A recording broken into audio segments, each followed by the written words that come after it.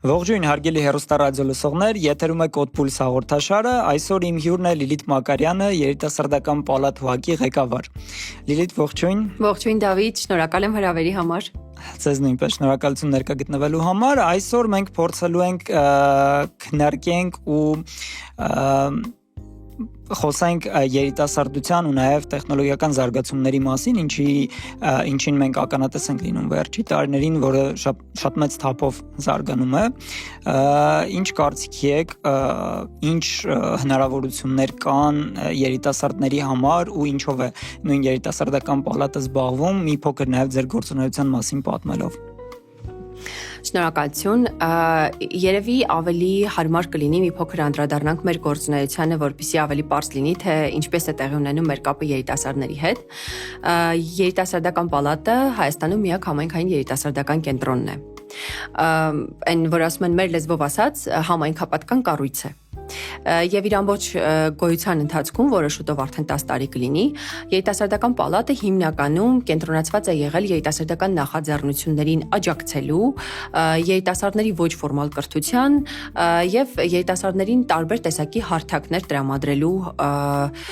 իր ամբողջ, այսպես փաթեթով փորձել է նպաստել երիտասարդների զարգացվածությանը։ Իրականում ծրագրերի մասին շատ չեմ ուզում խոսել, որովհետեւ դրանք պարբերաբար փոփոխություն են կրում, քանի որ անընդհատ մենք փորձում ենք ուսումնասիրել երիտասարդների պահանջը, իսկ երիտասարդները բնականաբար իրանք շատ պահանջներ ունեն ու շատ փոփոխվող պահանջներ ունեն։ Արագ այդ փոփոխվող պահանջների հոսքի մեջ բնականաբար մենք փորձում ենք անընդհատ հարմարվել մեր ծրագրային քաղաքականությունը հարմարեցնել երիտասարդների պահանջներին։ Բայց այստեղ ասեմ, որ նաև մի փոքր հետ գնալով ուզում եմ հիշեցնել, որ այս ճիշտ է, մենք ունենք հիմա երիտասարդների մասին օրենք եւ այդ ամբողջ օրենքով կարգավորվում է տարիքային շեմը, բայց մեր գործունեության հենց առաջին տարվանից այն ժամանակ, երբ որ դեռևս երիտասարդական պետական քաղաքականությունը հայեցակարգ գոյություն ուներ եւ սահմանված էր երիտասարդների հետ աշխատելու տարիքը 16-ից 30 տարեկանները, մենք իրականում տարիքային շեմը իջեցրել ենք մինչեւ 14, իսկ հետագայում նաեւ որոշ ծրագրերի դեպքում մինչեւ 13։ Հետագայում փաստորեն ոնց որ թե ընդհանուր ազգային մեր համակարգը եկավ էլի այն գաղափարին, որ տարիքային շեմը իջեցնելու կարիք կա, որովհետեւ երիտասարդները բավականին ավելի հասուն էին, այսինքն դեռահասության այդ շեմը բավականին հասուն էր։ Եվ բարձրացեցին նաև երիտասարդության վերևի շեմը մինչև 35։ Իրականում այո, բոլորս համաձայն ենք 13 տարեկանը, 14 տարեկանն ու 35 տարեկանը, չնայած տեղավորվում է նույն օրենքի շրջանակներում, այդ տարիքային շրջանակների մեջ, բայց նրանք բավականին տարբեր մարդիկ են եւ տարբեր պահանջմունքներ ունեն եւ բնականաբար տարբեր հետաքրքրություններ։ Ես ուզում եմ նաև այս պալատի գործունեության մեջ շեշտել այն հատկապես այն հանգամանքը, որ ամբողջ պալատի ռեսուրսները համայնքի համար ու նաև մարզի համար, չնայած Գյումրու երիտասարդական պալատ է, դրանք բոլորը անվճար են երիտասարդների համար։ Մենք համագործակցում ենք եւ երիտասարդների հետ, եւ ոչ ֆորմալ խմբերի հետ, եւ ֆորմալ խմբերի հետ, եւ կազմակերպությունների եւ նաեւ պետական եւ համայնքային կառույցների, բայց բնականաբար եթե այդ պահին առաջնահերթության մասին ենք խոսում, մենք խոսում ենք երիտասարդի մասին։ Այսինքն եթե առաջին հայացքից թվում է, որ կառույցը կարող է օրինակ տարածքը անհրաժեշտ է տրամադրել ու մենք ունենք երկու ընտրություն կամ տրամադրել երիտասարդի ցուցահանդեսի համար կամ տրամադրել կազմակերպությանը ինչ որ ծրագրի համար, մենք գերադասում ենք երիտասարդին, որովհետև կազմակերպությունը միևնույնն է կարող է գտնել այլ ընտրանք եւ այլ տարածք, բայց երիտասարդի համար շատ դժվար է Գյումրիում գտնել անվճար հարթակ, անվճար ֆիզիկական տարածք իր նախաձեռնությունը իրականացնելու համար։ Այստեղ մենք շատ դեպքերում չենք նայում քանակական ցուցանիշին, մենք նայում ենք ավելի շատ որակական ցուցանիշին։ Յուրաքանչյուր երիտասարդի խթանելով մենք փորձում ենք հնարավորինս ուժեղացնել հատկապես այն երիտասարդներին, ովքեր միայնակ, բայց կարողանում են իրենց որոշումները եւ իրենց նպատակները իրագործել եւ կյանքի կոչել։ Բնականաբար 10 տարիների ընթացքում շատ ասելիք կա վիճակագրության հետ կապված, բայց ես ուզում եմ փաստել մի հանգամանք, որ ոնց որ թե մեր կենտրոնի շուրջ հավաքվող երիտասարդների մեծամասնությունն ավելի շատ հետաքրքրված է կրթական ժամանցով։ Այսինքն ես ուզում եմ ասել, որ Գյումրիում շատ մեծ կոնցենտրացիա կա երիտասարդական կազմակերպությունների ու հնարավորությունների, ինչքան ուզում եմ ասեն այդպիսի բան, այսպես վերապահումներով, բայց միևնույնն է, մենք ունենք շատ լավ երիտասարդական ոլորտ, շատ զարգացած եւ կայուն եւ ամուր, եւ շատ տարբեր հնարավորություններ առաջարկվում են երիտասարդներին զարգանալու համար։ Բայց յուրաքանչյուր երիտասարդ ոնց որ ամենտեղ գտնում է այն մի մասնիկը, որը պակասում է իր կյանքում։ Եվ մեր կենտրոնը ավելի շատ այս վիճակագրության համապատասխան ես ենթադրում եմ, որ ավելի շատ կրթական ժամանցի տեսանկյունից է հետաքրքիր դարձել երիտասարդներին։ Շատ լավ, իրականում շատ կարևոր դեր ունի երիտասարդությունը այսօրվա մեր հասարակության մեջ ու ես ինքս էլ որպես երիտասարդ շատ եմ կարևորում ակտիվությունը նույն երիտասարդների, նաև ամենակարևորը մարզերում, քանի որ մարզերում ինքներս գիտենք, օրինակ մյուս մարզերում այդքան էլ ակտիվություն չկա, բայց վերջի տարիներին ես ինքս եւս տեսել եմ, թե ինչքան լավ երիտասարդներ կան, ովքեր որ ունեն շատ մեծ պոտենցիալ ու հնարավորություն իրենց դրսևորելու ու ցույց տալու, թե ինչերի են ընդունակ, կարծում եմ դա մեր ազգի ապագան է ու պետք է մենք ամեն տարբերակով փորձենք երիտասարդներին ամեն հնարավորություն տալ, որպեսզի իրենք իրենց ցույց տան եւ կարողանան ավելի լավ ներկայանալ ու նույն հաջողությամբ ամենամեծ դերը խաղում է հենց տեխնոլոգիական զարգացումները, օրինակ ինչ կարծիք ես թվային տեխնոլոգիաների հետ ինչպես է ինքը համադրված ու հիմա ինչ տենդենսով է այդ ամեն ինչը զարգանում երիտասարդների մոտ, այսինքն ամենօրյա շփման արդյունքում ինչ ես կարծում, ինչն են ավելի շատ կարևորում, սոցիալական հարթակները, թե մեկ այլ գործիքակազմ, որոնք որ իրանք օգտագործում են ու ինչպես է դա ազդում, ամբողջական իրենց միջավայրի վրա։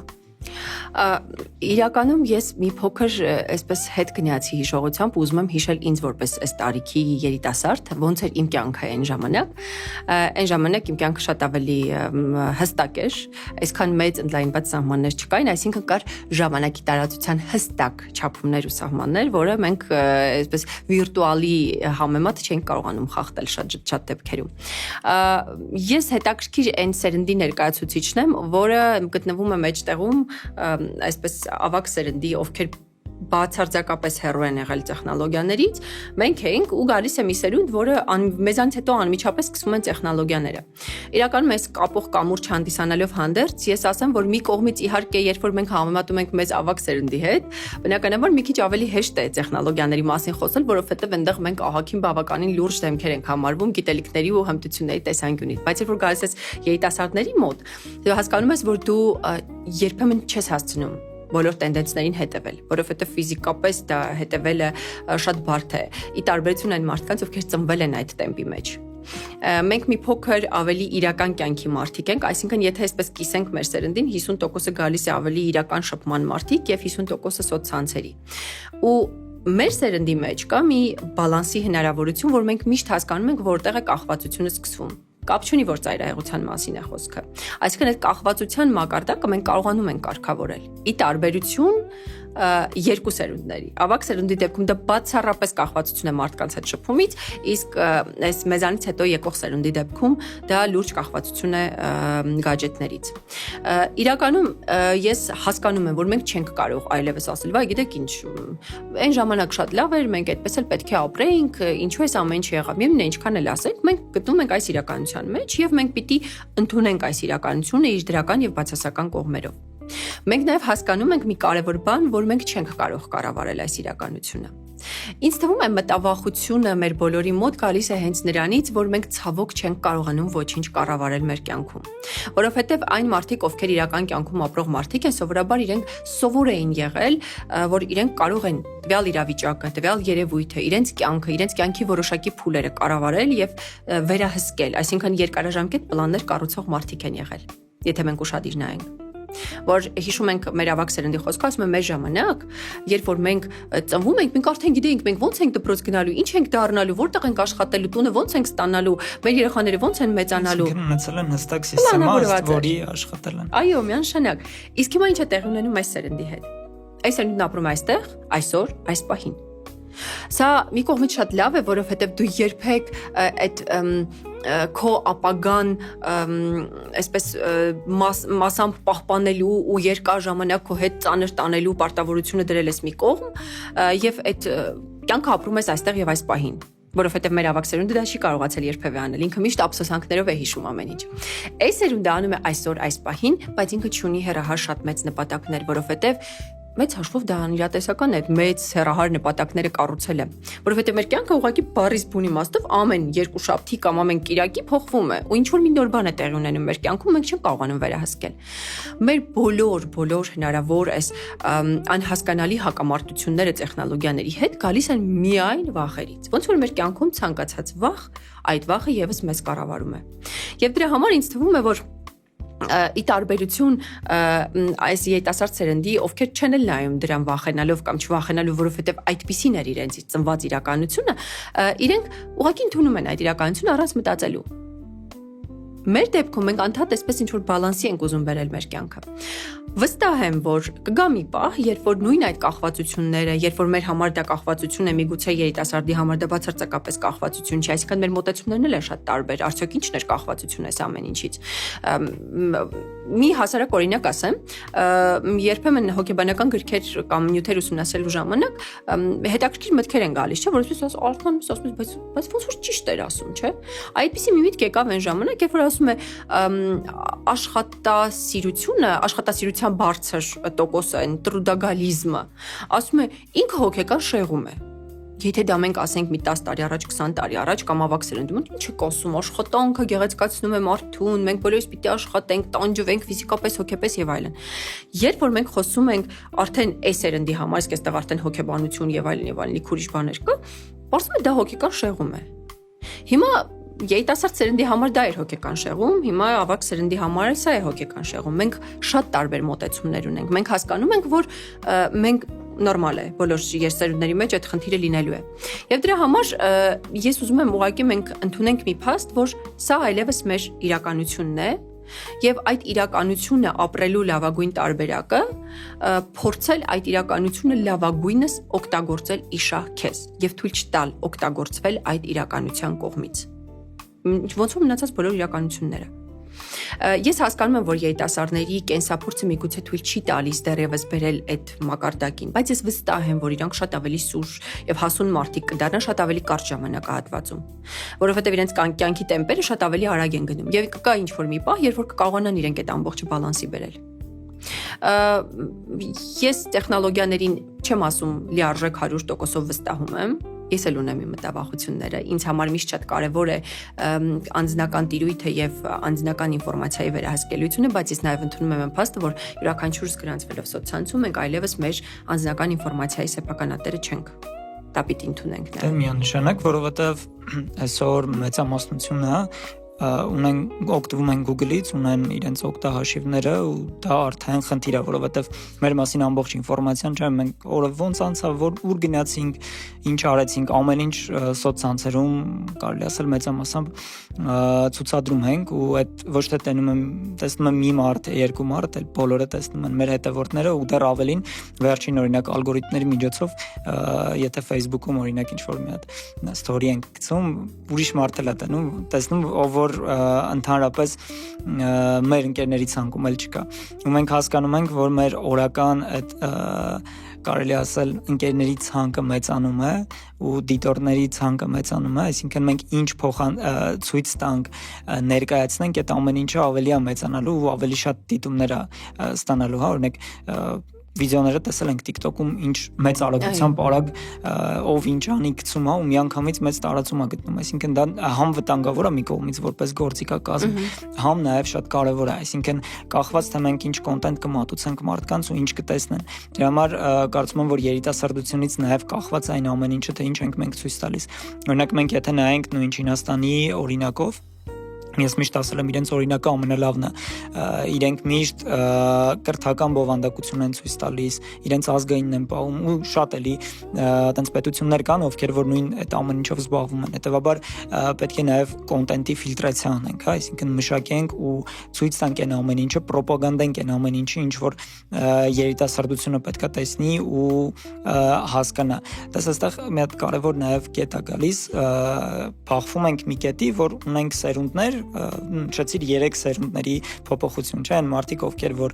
արդեն գլուխ չեն հանում, կարելի ասել տեխնոլոգիաներից կամ մասամբ են գլուխ հանում, իրենց համար ավելի բարդ է ու կարելի ասել նաև փակված է այդ թեման, կամ միջին սերունդ, ովքեր որ տիրապետում են, բայց ոչ լիարժեք, բայց ինչ որ չափով նաև պոտենցիալ ունեն ու այն սերունդը, որը գալու է, այսինքն այն հաջորդ սերունդը, ովքեր որ ընդհանրապես կարծեմ իրենց ալֆա սերունդ էին կոչում, ու այդ սերունդը ինքը ամբողջովին տեխնոլոգիացված է լինելու, այսինքն իրենց առավոտից իրիկունը զբաղված է նույն տեխնոլոգիաներով, քանի որ մենք չգիտենք հաջորդող 10 տարիները ինչ տիպի ահռելի զարգացում կունենա, վերջի մոտավորապես 5-10 տարին մենք զգացինք, թե ինչ ահռելի արագությամբ աճեց արհեստական բանականությունը, ինչի մասին որ շատ տարիներ առաջ մարդիկ խոսում էին, ասում էին դա այն ժամանակ 2020 թվականին տեսեք ինչեր է լինելու ու եղավ իրականում։ Մենք միշտ այնպես մտածել ենք, որ այդ ամեն ինչը ֆանտազիա է, բայց այդ ֆանտազիան աշխատող է։ Ու տենց ուզում ենք խոսենք նաև ֆորմալ ու ոչ ֆորմալ կրթության մասին, այսինքն ինչ կետում ենք մենք բախվում այդ ամեն ինչին ու ինչքանով է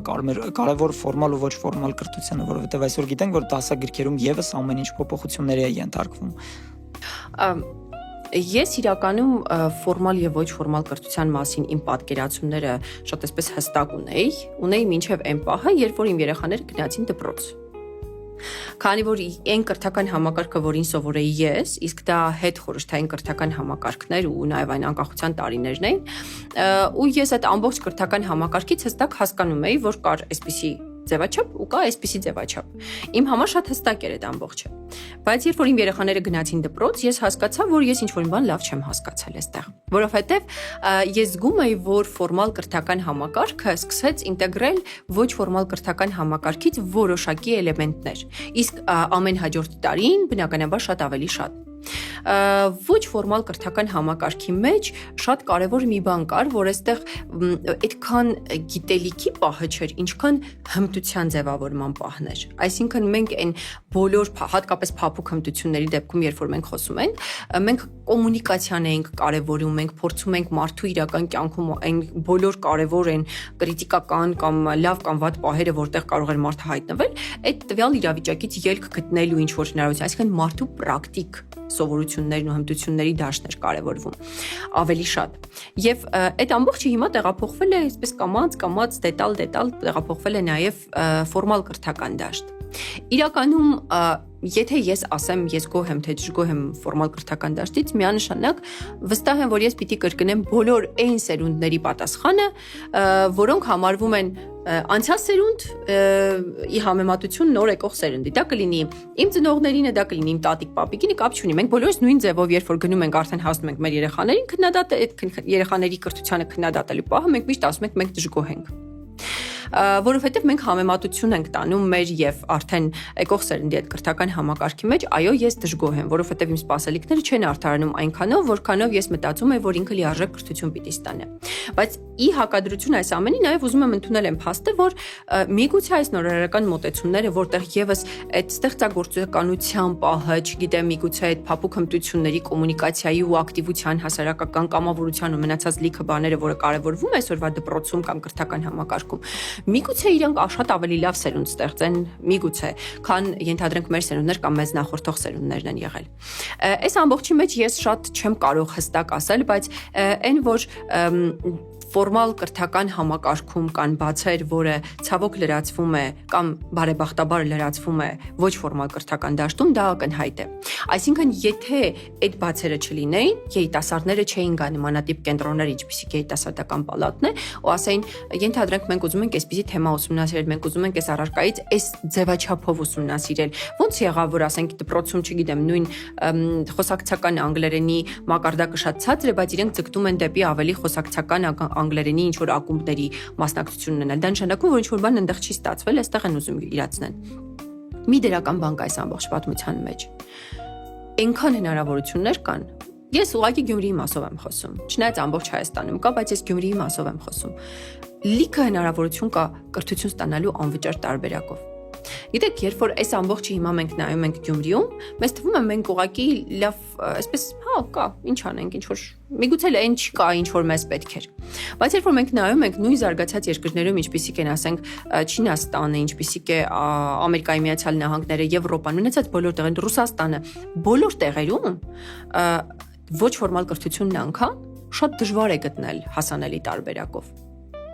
Մարդիկ շատ դժվարությունների միջով են անցնում, որպեսզի լրացնեն իրենց գիտելիքների պաշարը, շատ թանկ են վճարում այդ ամբողջ գիտելիքների համար։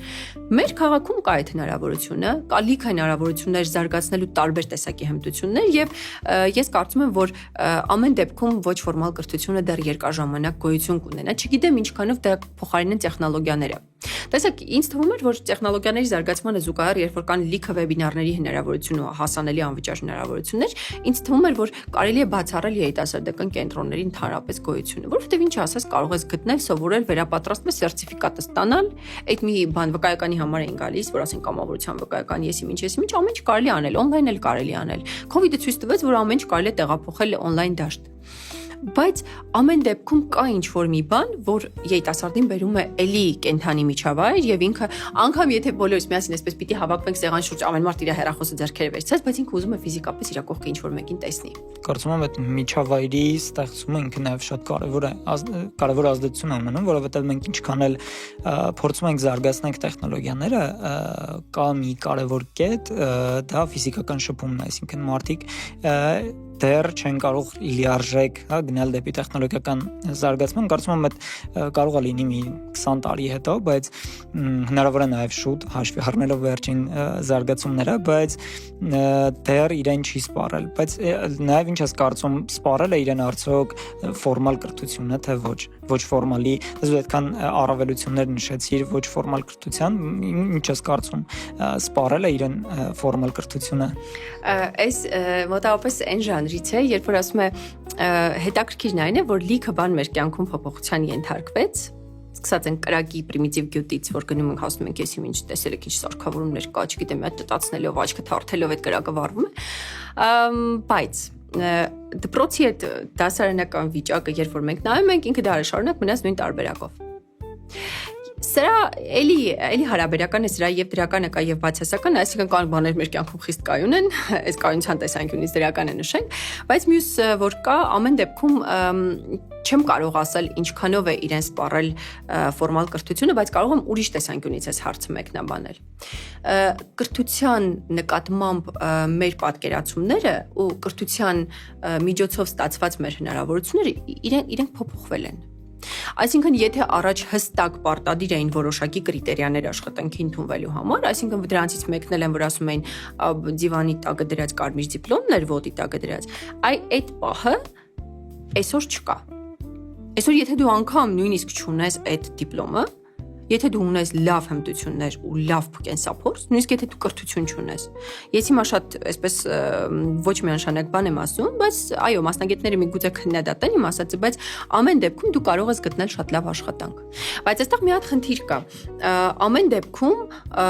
ես հասկանում եմ, որ միգուցե կան մասնագիտություններ, որ եթե մենք առաջ մի 5 տարի սովորում ենք, որ այդ մասնագիտության կրողը դառնայինք, այսօր մենք 3 ամսվա կուրսով դա կարող ենք բավարարել։ Հիմա այստեղ հարց է առաջանում, չթերագնահատելով ֆորմալ կրթության դերը։ Արդյոք պետք չի, որ ֆորմալ կրթությունը վերանայի որոշակի չափանիշներ։ Ոչ թե գնալով պարզեցնենք են, որ նայում ենք թեստային համակարգից, հիմա ընդհանրապես թեստային էլ դուրս պիտի գա,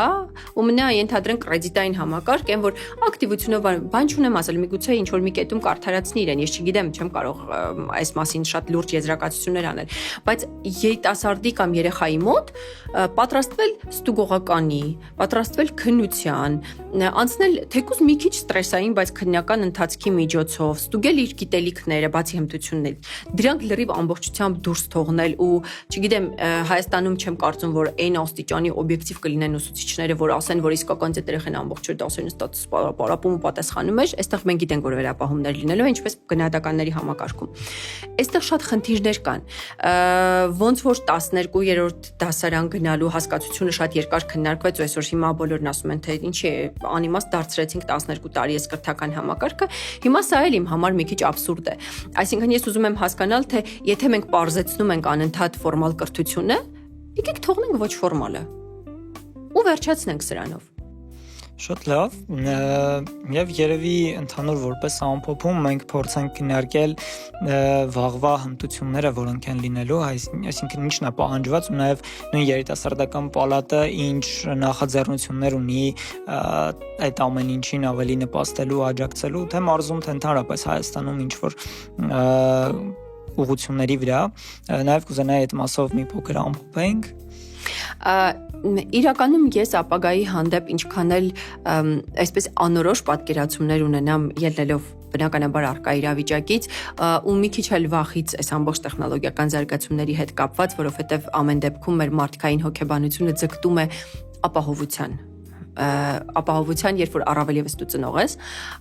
ես այսպես ինչքան էլ նայեմ այս ամբողջին, ես ամեն դեպքում վստահ եմ, որ եթե ստեղծվում է ինչ-որ մի բան բնության մեջ կամ մարդկության կողմից, դրա հակակշիռը միշտ լինելու է, այսինքն միշտ կլինի այդ բալանսը, որովհետեւ այդ էներգիան ոչ միտեղ չի կորում, ինքը ինչ-որ միտեղից կձևափոխվի ինչ-որ մի բանի։ Հաստատ կլինի այդ process-ը, ես փորձում եմ լավատեսորեն նայեմ այս ամեն ինչին։ Ես շատ լիահույս եմ, որ երիտասարդները ամեն դեպքում շատ ավելի նորաձև կդառնա մեր մոտ այն բոլոր կոնտենտները, որոնք ավելի մեծ կրթական բաղադրիչ են պարունակում, քան թե ուղղակի TikTok-ի շատ այսպես միջին վիճակագրական, չգիտեմ, պարեժն ու այս փղիկների ու նապաստակների ականջները, ես շատ հույս ունեմ, որ դրանք կվերանան եւ կվերափոխվեն ավելի կարեւոր բաների, բայց մյուս կողմից էլ ես ուզում եմ նաեւ հասկանալ, թե երիտասարդների ձգտումներն ինչպիսին են։ Այսինքն երիտասարդները երբեմն իրենք էլ չգիտեն, թե իրենք ինչ են ուզում։ Այս մոտավորապես գիտեք ինչ կա, երկու այսպիսի օրինակ կա։ Երբ որ մտնում ես շատ սպիտակ տարածք, դու անընդհատ քո տեսողությունը ման է գալիս ինչ որ մի կետ սպիտակից տարբեր։ Բանը ինչ որ մի հատ սև կետ, ինչ որ մի բան ես ման գալիս այդ ամբողջ պատերի մեջ, որովհետև ինֆորմացիայի պակաս կա։ Երբ որ մտնում ես շատ խայտաբղետ պաստառներով ինչ որ միտեղ, քո մոտ սկսում է այլ կերպ ուշադրություն, դու չես կարողանում կենտրոնանալ որևէ բանի վրա եւ քո մոտ մի տեսակ այսպես հետ է